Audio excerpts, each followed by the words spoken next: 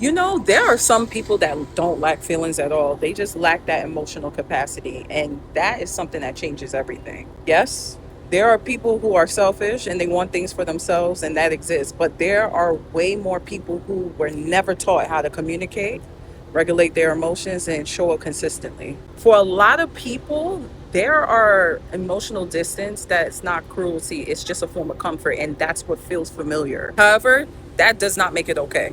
And it doesn't excuse the impact, but it does explain the behavior. The problem is that the people that stay surface level, they say things like the person's evil or they knew exactly what they were doing. But sometimes that's true. But a lot of times that's just not that simple. A lot of emotionally avoidant people are not trying to hurt you. They're surviving with the tools that they were given or they were not given at all. And here's another thing that people don't really talk about. The person on the receiving end often goes into their ego to self soothe. We often tell ourselves stories like they never cared or they were just selfish because that form of anger, it often feels safer than confusion. But healing starts when you can. This person didn't actually have that capacity to meet me.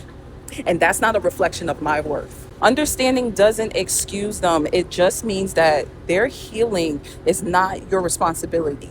Other people's unhealed shit is not your shit.